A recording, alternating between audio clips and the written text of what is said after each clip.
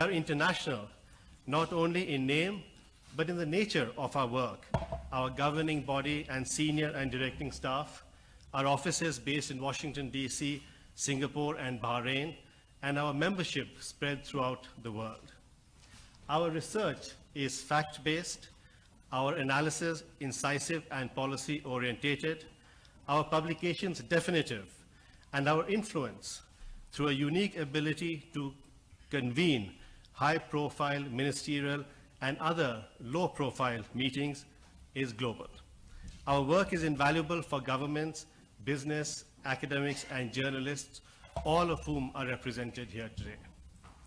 We have a strong and active research and conference-based engagement with India and its government. 10 years ago, we organized our first Indian ministerial-led conference in New Delhi on India as a rising great power, challenges and opportunities. 3 months ago, we were the first international think tank to host India's Prime Minister, Mr. Narendra Modi, at the IISS Shangri-La Dialogue in Singapore, where in his keynote address, Prime Minister Modi articulated for the first time India's policy towards the Indo-Pacific region. For over a decade, India's defense ministers have spoken at the annual Shangri-La Dialogue in Singapore, and India's foreign ministers and national security advisors at the annual IISS Manama Dialogue in the Kingdom of Bahrain. For over a decade, India's ministers and top security officials have also spoken and actively participated in the IISS's unique annual Southern Asia Security Conference in the Sultanate of Oman. We are therefore delighted to host Mr. Rahul Gandhi, the President of the Indian National Congress, India's principal opposition party, at the IISS this morning. Mr. Gandhi has been a member of Parliament for the past 14 years. In 2013, he assumed office as the Vice President and last year took charge as the President of the Indian National Congress in view of the next general elections in India to be held within the next 8 months. Mr. Gandhi is a member of the Parliamentary Standing Committee on External Affairs and the Parliamentary Consultative Committee for the Ministry of Finance and Corporate Affairs. He has been educated in India, the US, and the UK. Mr. Gandhi has kindly agreed to have a conversation with us on India's economic growth and foreign policy in an uncertain world. I've asked him to speak for about 5 to 7 minutes, and then we will have a discussion on the issues that he's raised and on the theme of today's talk. Sir.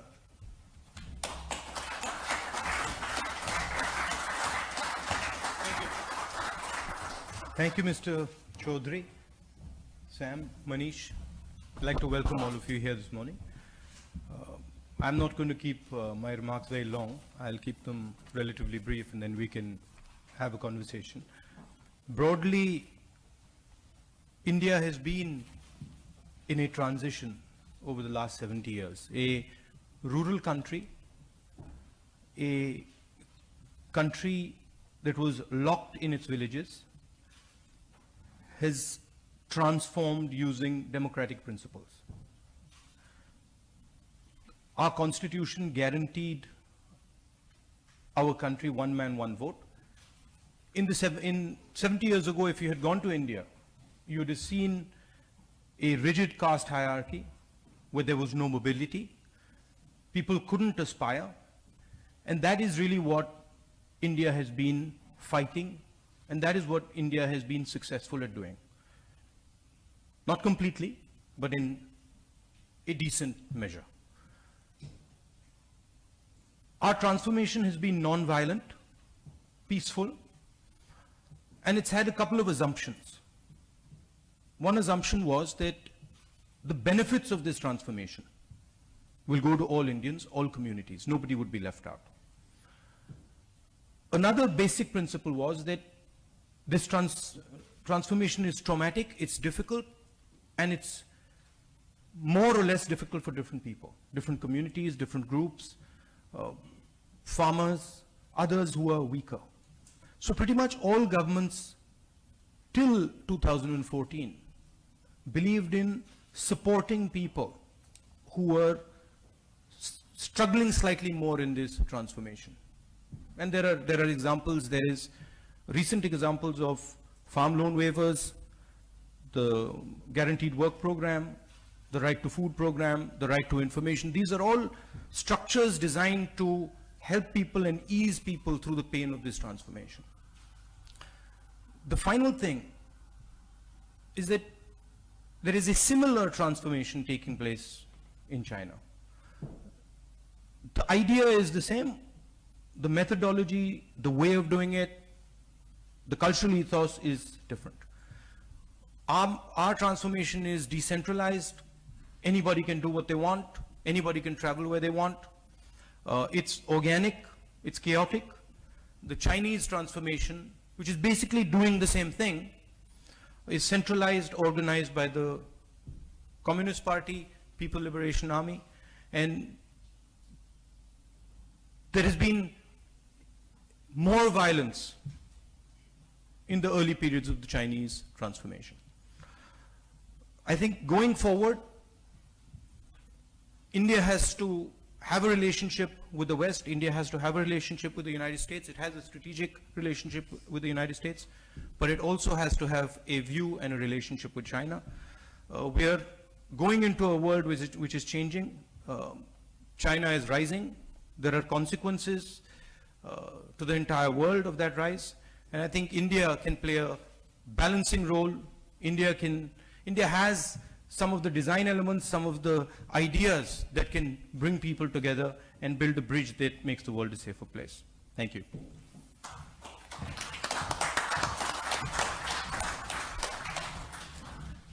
Thank you, Mr. Gandhi, for those remarks. Let me start the discussion session by asking you two related questions. The first is, in your view, what is the greatest foreign policy challenge that India faces in the next few years? And similarly, what is India's greatest foreign policy opportunity in terms of regional and global peace and security? I think the biggest challenge is we are clearly in a transition. As I said, China is emerging. It's emerging very fast, and China is a neighbor. And the United States, we have a close relationship with them. We have a strategic relationship with them. So to me, the central challenge is the balancing where India positions itself between the Chinese, the West, and Africa. The opportunity is there is an Indian way of doing things, which is completely different than the American way, the Chinese way, and we have our own ideas which are old, which have been tested, ideas like non-violence, ideas like compassion, ideas like listening, ideas like viewing the situation from the perspective of the other. This is what we specialize in, and I think that's a very powerful framework for any global conversation. We specialize in reducing confrontation. So I think there are actually a number of competing visions, and I think India has a space there. How will India react? Of course, India is going to react in its self-interest. I mean, that's number one. But I think the central principle for India is, as I said, as someone once said, when asked whether India leans left or India leans right, India stands straight. So that would be how India would think about it. Which was your grandmother, the late Yes, Prime she was. Minister Indira Gandhi, who said that. But it's been said in many different ways, before and after. Okay, okay. It's an instinct in India, and of course it was articulated by Mrs. Indira Gandhi, but it's been articulated by people before and after. So just in terms of the balancing role that you see India play vis-a-vis the US and China, I mean, do you think that this is an equal influence that India has with both countries, particularly at a time when China is seeking to be more assertive in India's neighborhood, in the South Asian region and in the Indian Ocean? They are different relationships. We share certain ideas with the United States. We share certain ideas with Europe. Democracy, freedom of expression,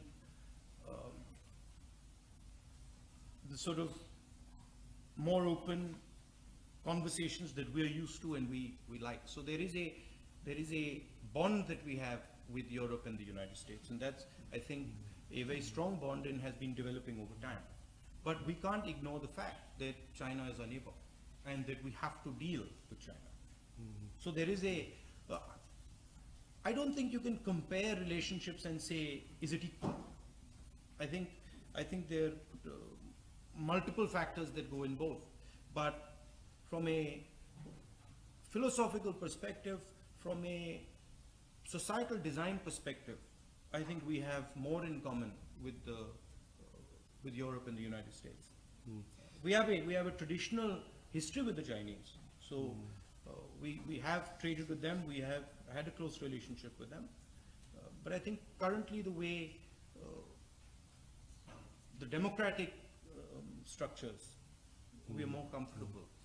So how do you see Europe? You mentioned Europe a few times, and you know, I think you've said elsewhere that you see India and Europe working together as a balancing mechanism between the US and China. But how do you see the role of Europe, and particularly the relationship with the UK post-Brexit and after India's next general elections? And you're in the UK, the heart of... I think I was in Cambridge, and before Cambridge I was in the United States, and I was walking down the streets of Cambridge, and I felt as if I was in India.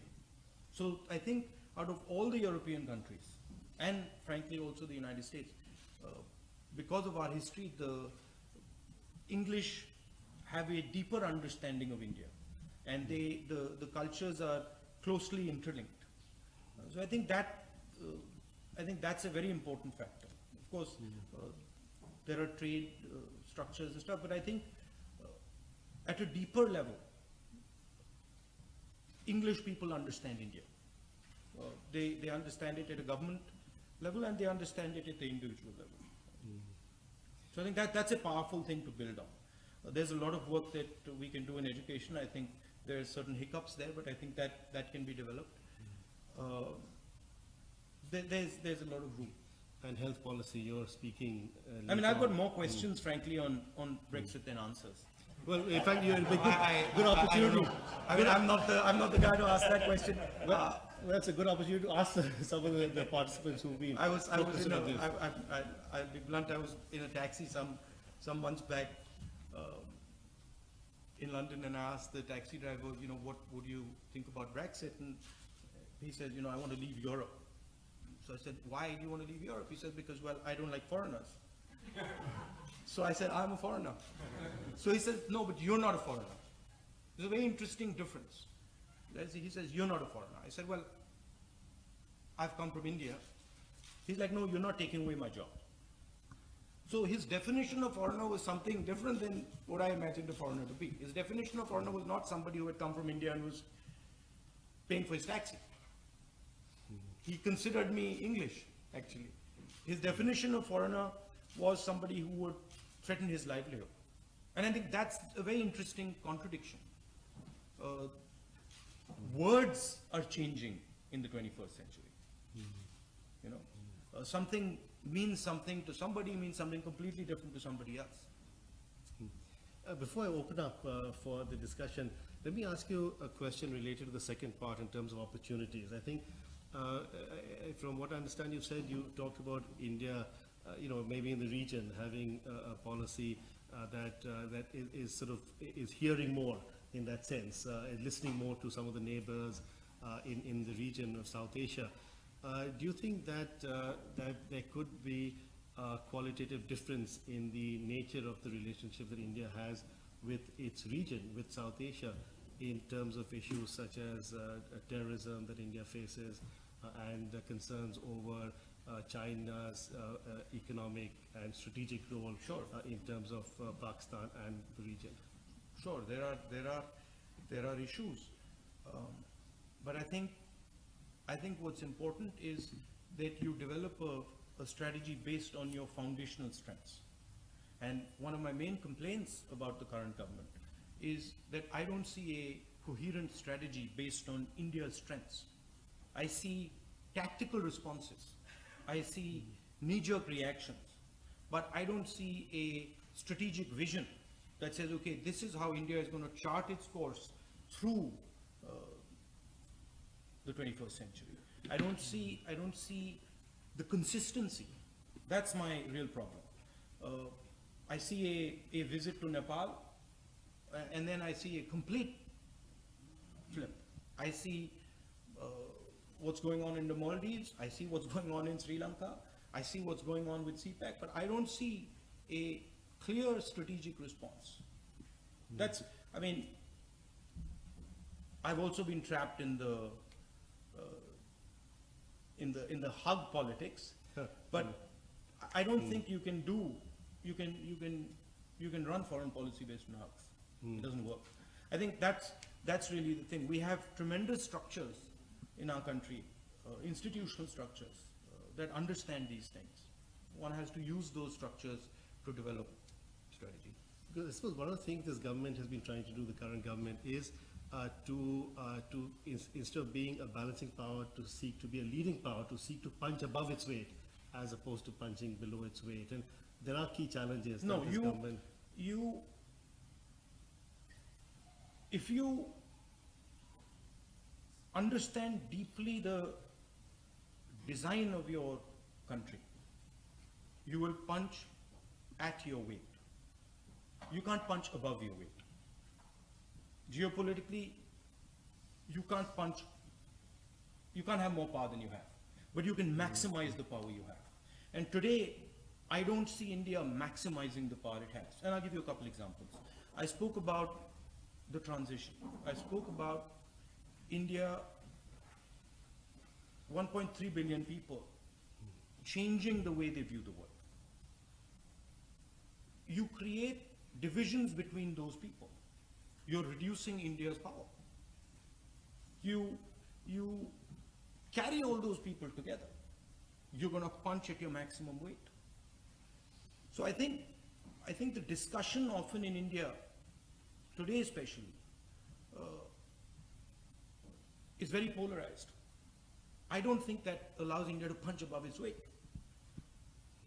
I mean, if all four of us are speaking in one voice, we're punching with our entire weight. If I'm fighting with you, we're not punching in our weight. So I think internal issues are very, very important.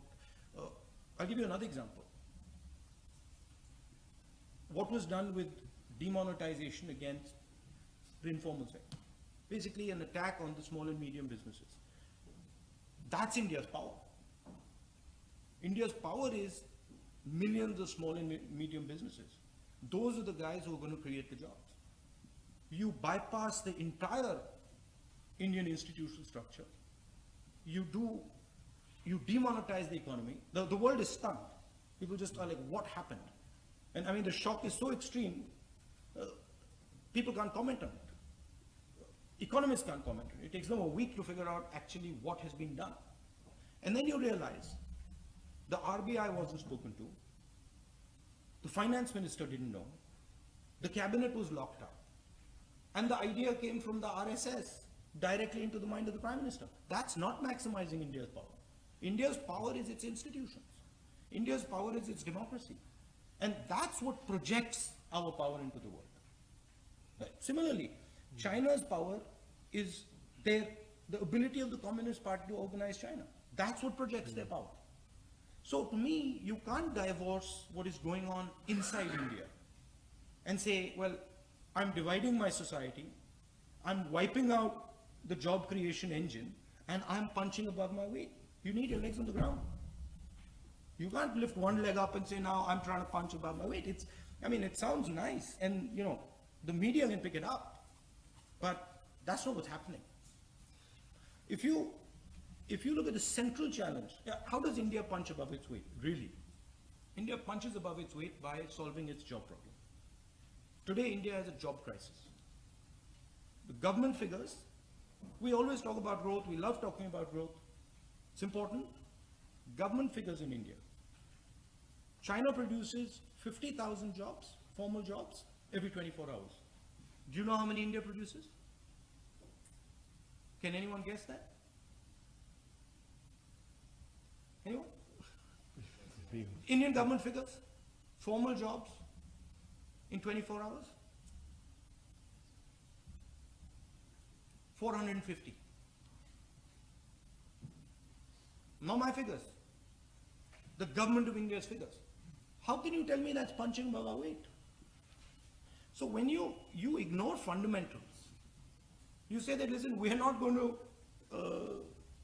do job creation in India. We're going to attack the institution, the only institutions that can actually create jobs, which are the small and medium businesses. You do not support your agriculture sector. And then you go abroad and you say, I'm punching above my weight. I mean, okay. Sounds nice. This is a good opportunity. I think we've been focusing on the domestic aspects of foreign policy, but I think it's a good opportunity to open up the discussion for others. And Can I just interrupt you? Just want to say one thing. If you look at India's successes, and you look historically over the, not only 70 years, you look thousands of years, India's successes have come when India has decentralized power. The best rulers in India, the most effective rulers in India have decentralized power. And if you look over the last 70 years, the real successes are all about decentralization of power and the breaking of monopolies. You can view the Green Revolution through that lens. You can view the White Revolution through that lens. You can view the telecom revolution, Sam Petroda will tell you, through the lens of the breaking of the government monopoly on telecoms. You can view liberalization through that lens. You open up in India, you open the door in India, and India's power surges. You close the door in India, India's power retracts. And what has been going on over the last 4 years is a massive, massive centralization of power in the chief minister on one hand and the prime minister on the other hand. So the reason we got attacked the way we did in 2014 was because we were attacking some of these monopolies, and those monopolies hit us back. So that, I'll end there. thank you. Let's open up the discussion. I'd be grateful if you could identify yourself and also be as crisp and brief as Mr. Rahul Gandhi. Yes, David. The mic will come to you. David Loyne from King's College. Thank you very much for agreeing to this meeting. You talk about the need for a coherent strategic response. Could you talk more specifically about regional relations, Pakistan, Afghanistan?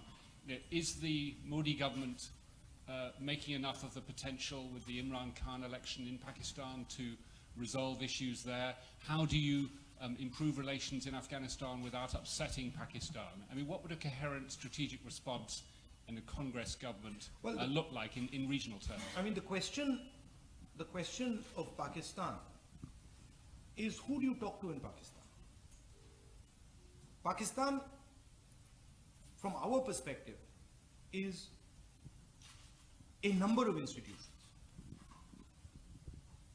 So the difficulty from an Indian perspective is, which institution do you talk to?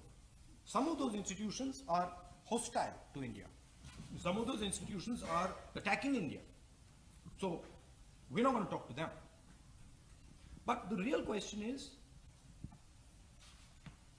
you sign something with the Prime Minister of England, United Kingdom. When you sign that paper, what you're saying is all the institutions that make up the United Kingdom accept the Prime Minister's supremacy. That's not the case in Pakistan. So it's very difficult for us to work with that type of a situation. We also are faced with the fact that they promote terrorism in our country. And we have to fight that, and we will fight that. So you keep a conversation going. You wait till the time that Pakistan is able to resolve some of these issues. You wait till the time that Pakistan is able to have a coherent structure you can talk to. But it's very difficult to sign something if you don't know what's going to happen the next day. It is a huge commitment, a commitment of political will. And if you sign something and the next day, like happened, for example, with Mr. Vajpayee, that is a classic example.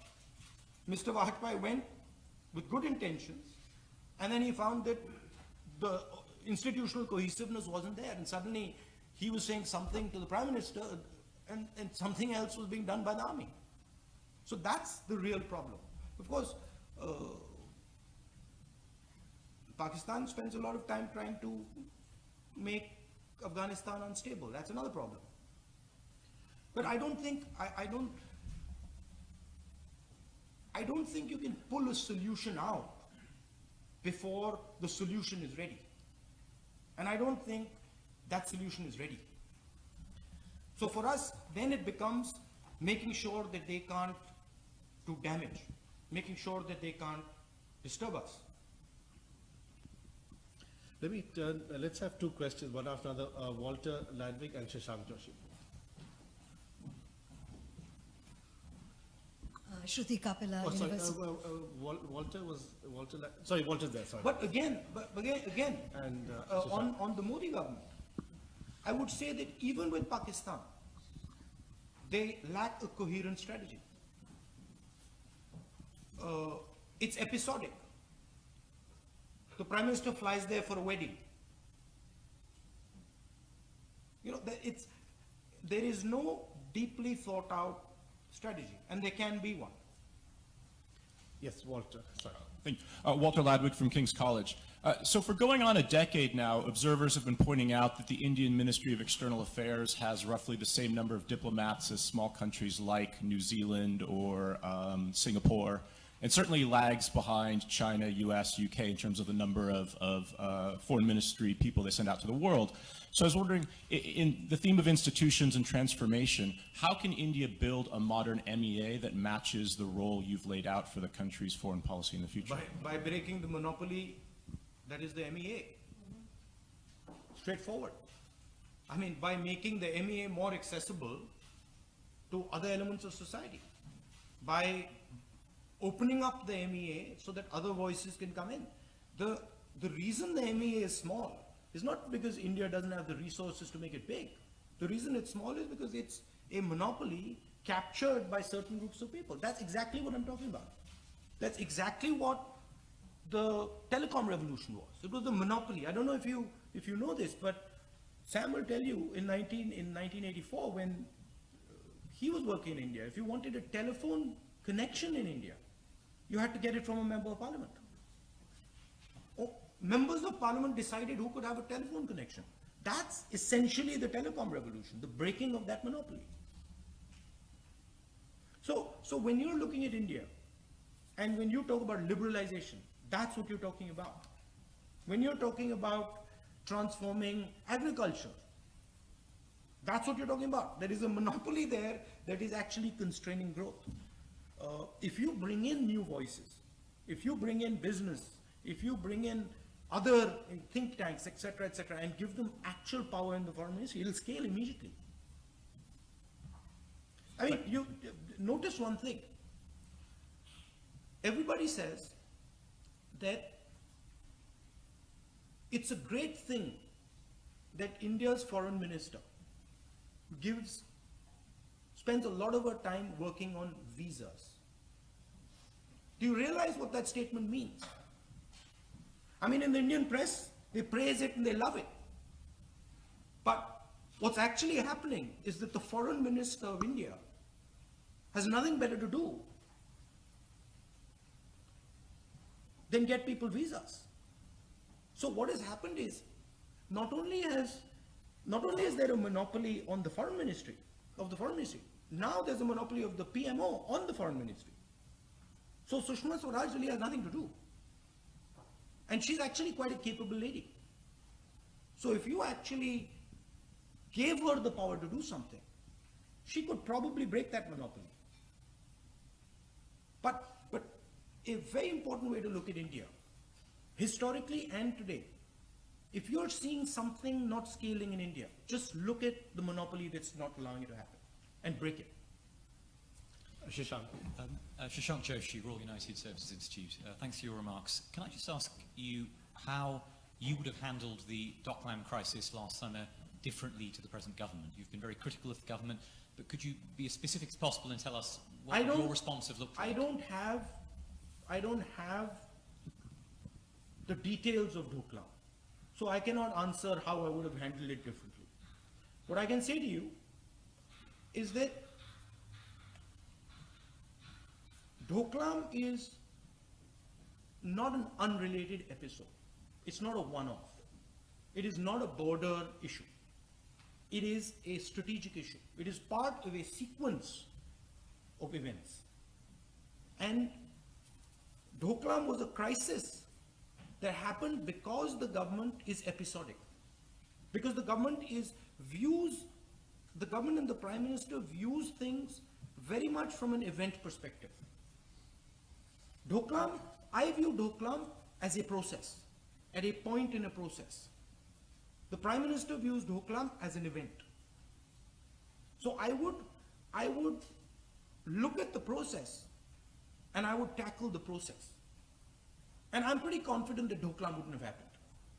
Because you could have stopped Doklam if you were carefully watching the process. And when, yeah. Mark Chapter was, okay. Sorry, let's go to the, sorry, yes. I mean, the other thing is that, Sorry. the other thing is that the words used are very interesting. The Chinese have withdrawn from the point of contact. They have withdrawn from where the altercation happened. The truth is the Chinese are still in Doklam. Today. Yes. Sorry, Mark Champion from Bloomberg.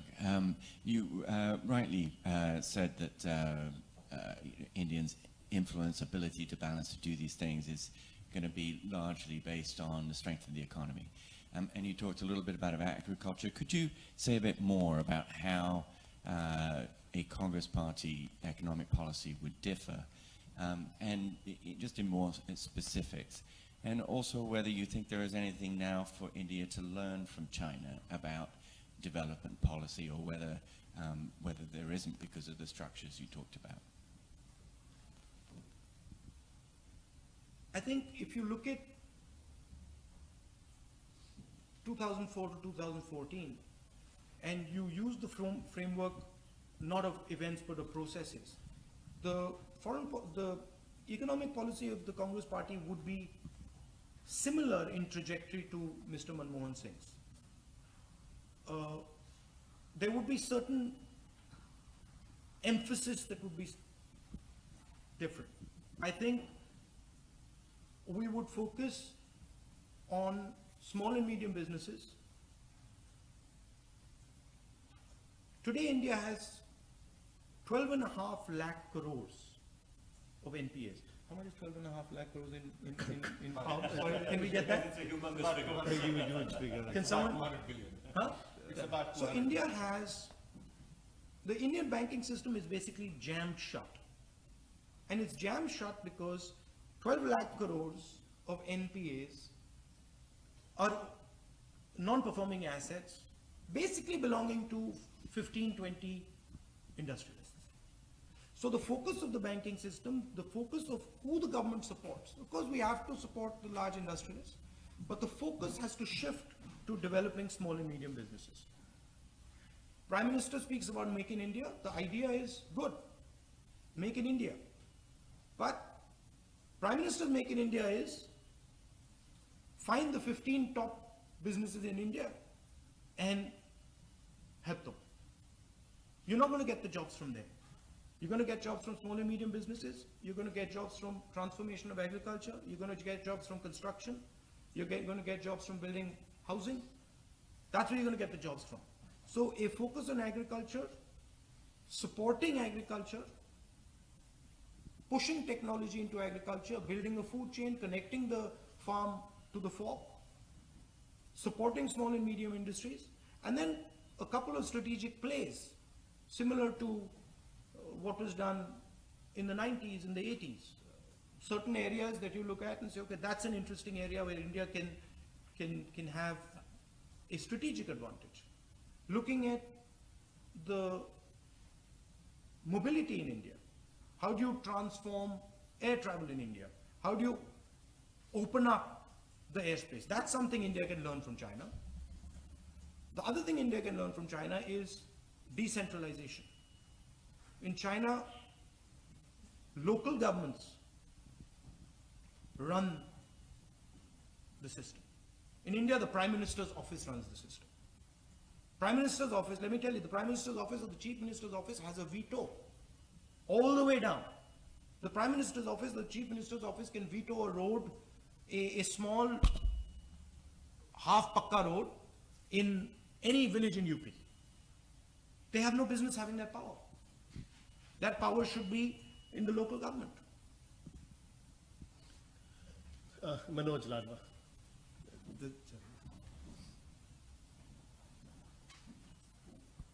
Hi, Manoj Ladwa. I publish India Global Business Magazine. I wanted to come back to the region and two very simple questions. You've engaged on the issue of the surgical strikes that the Indian Army said that they conducted recently. And there's been some debate about that. So I'd like you to perhaps clarify your position on whether or not you believe that the Indian Army did conduct those surgical strikes. And secondly, most recently, you've engaged the Indian government on the issue of illegal migrants in Assam, and whether or not you believe that those illegal immigrants should be returned. The surgical strikes were carried out by the army, and we support the surgical strikes 100%. On the NRC, we started it. It was our idea, but there are serious issues with the implementation. There are large numbers of people who are Indians from all communities who are in that list. But you agree with the principle that We are the guys who put the NRC in place, so we would have to agree with it, and we do. Shruti. Just one of the things about the shift in the foreign policy that we've seen in the last 4 years is India's closeness to Israel. And I was wondering how you then respond to, as it were, I wouldn't say breaking down of relations, but certainly cooling of relations between India and Russia on the one side and other older friends like Iran.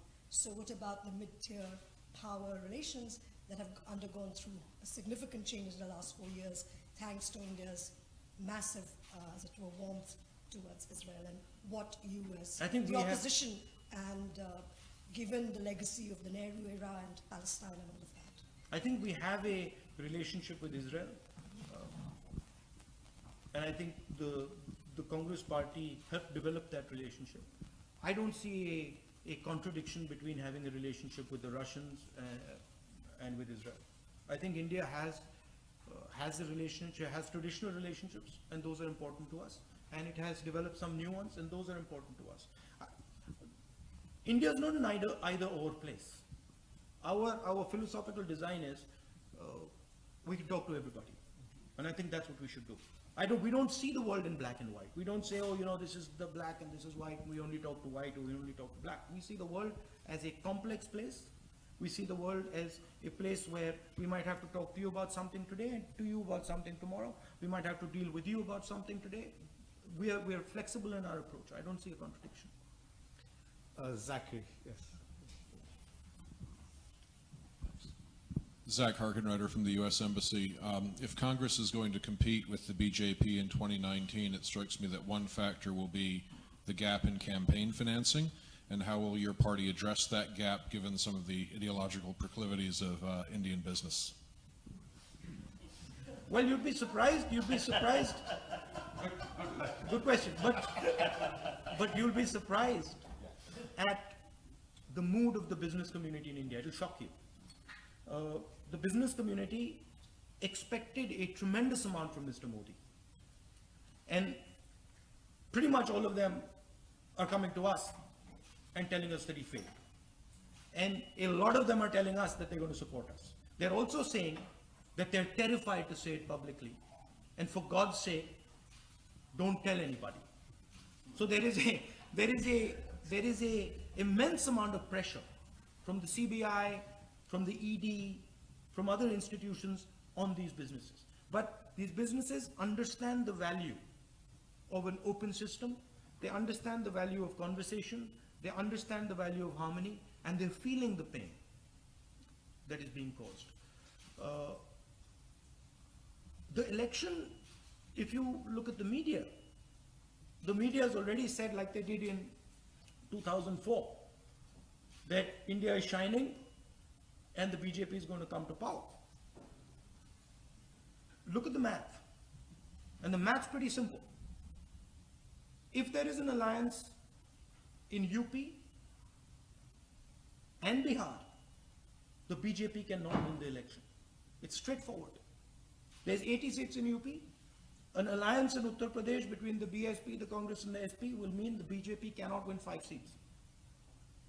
You have 60% of the vote. Similar in Bihar. That's 40 seats. That's 120 seats gone. So, often the conversation doesn't go into the details. And the reason is that the BJP has tremendous power and ability to hurt these businesses and hurt people. You're not hearing the real voice of India right now. You're not hearing the voice of the small businesses. You're not hearing the voice of the farmers. You're going to hear it in 2019, I guarantee you. We have time just for last 3 questions. People are already on my list. Richard, yes. Thank you. Richie Crosby from the Foreign Office. I was wondering if you could say a little bit more about the relationship with Russia. India has a special and privileged strategic relationship with Russia at a time when we're increasingly concerned about some of Russia's behaviours and its role in the world today. How would you see India's relationship developing, and what should it be under a Congress government? I think the frame is India acts in its self-interest. And India's self-interest is dynamic. So, some of those choices are dynamic choices.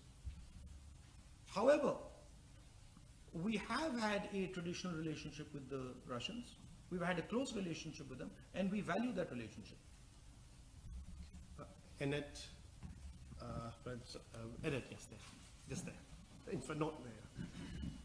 Annette Pranzier from the Royal Commonwealth Society. The Commonwealth Network is a network of 53 countries that form an integral part of the rules-based international order.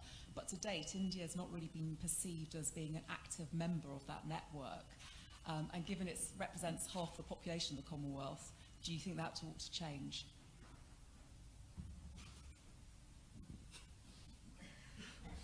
Yes, we'll try. I don't know. Those are traditional ties, and I think they're important.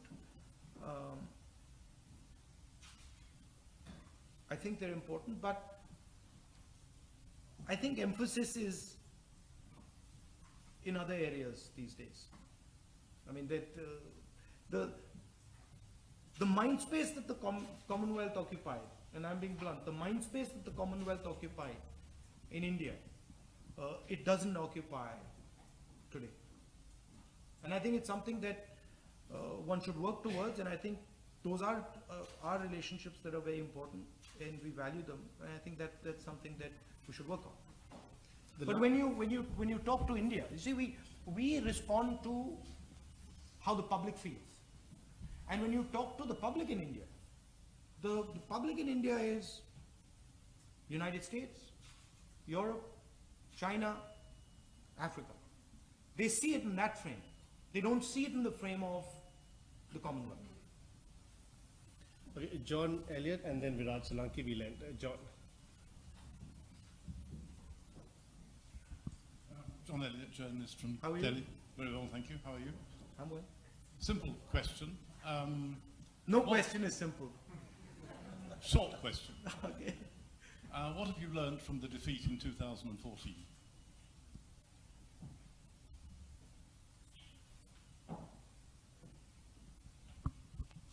That you have to listen. That you have to,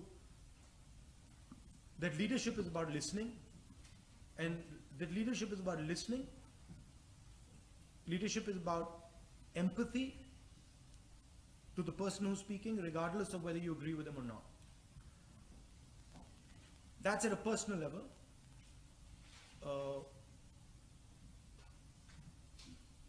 At a party level, I think there was a certain degree of arrogance that had crept into the Congress party after 10 years of power. So, never forgetting that the party is actually the people. And that's a lesson for everybody in the Congress party.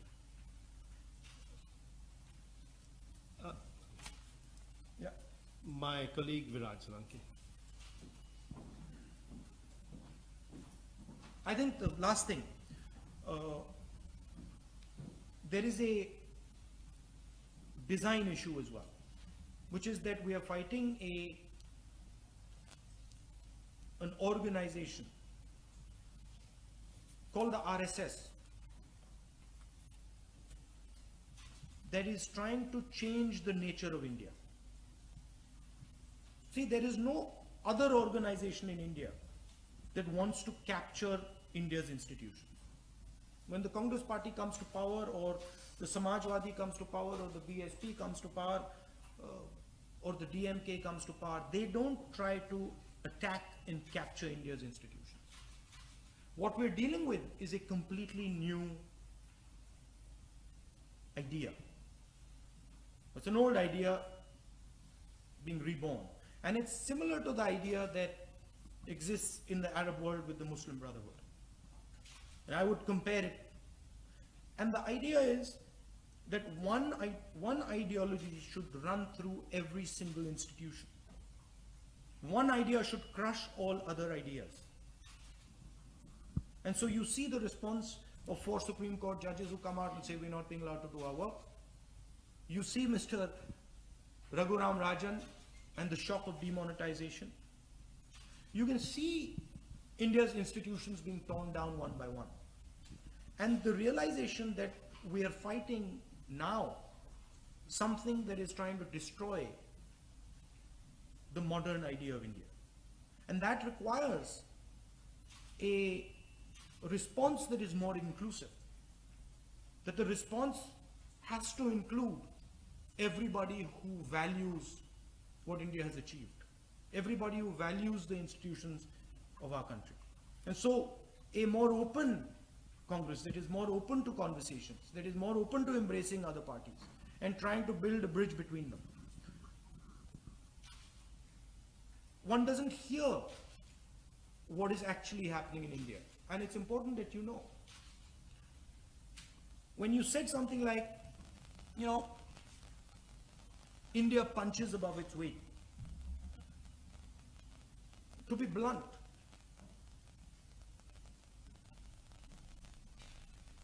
the West didn't believe in India in 1947. The West and all the writings that I read said that India cannot succeed as a democracy. And India proved the West wrong. India said, no, we can actually succeed as a democracy and we will do it our way. And we did it. And the thing that allowed us to do it was thousands and thousands of people who worked in India's institutional framework, whether they're businesses or their courts or their political parties. Thousands and thousands of these people, each one doing his own little revolution. And that is what is under attack. What is under attack is the idea that there can be millions of different voices in our country. And that's what we're defending. And realize that a lot of the benefit that the West can get out of India, a lot of the success that we can work on together is dependent on those institutions. When you look at demonetization and ignore what really happened, which is basically a bypass of every single Indian institution. When you look at the 4 Chief Justices of the Supreme Court coming out and saying, we're not being allowed to do our work, realize that if that process takes its course, forget punching over its weight. India won't be able to punch. Thank you. On that note, we have to end the discussion. But what I'd like to do is really thank two. Raj had a question. I think we've got a time issue, right? You've got a time issue. I'd like to really thank 2 people on the podium for helping organize this event. Manish Tiwari, a former union minister, who is a distinguished member of the IISS, and as a minister came and spoke at our conference in Oman, and Mr. Sam Pitroda, the president of the Indian Overseas Congress in the US. Most importantly, I'd like to thank Mr. Rahul Gandhi for giving us very precise and incisive perspectives on both the economic and the domestic aspects of India's foreign policy, and whether it punches above or below its weight. But I think it's very important for us to hear these views from a leader like Mr. Rahul Gandhi, and I'd like you all If India was punching above its weight, Dhoklam wouldn't happen. I'd like to join me in thanking Mr. Gandhi.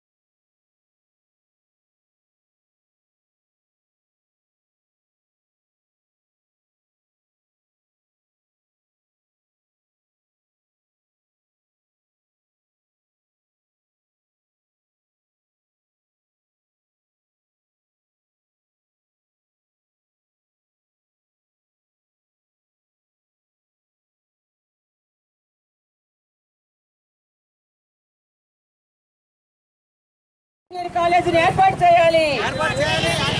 గాజువాకలో స్థానిక సమస్యలపై పాదయాత్రలు నిర్వహించడం జరిగింది. అందులో భాగంగా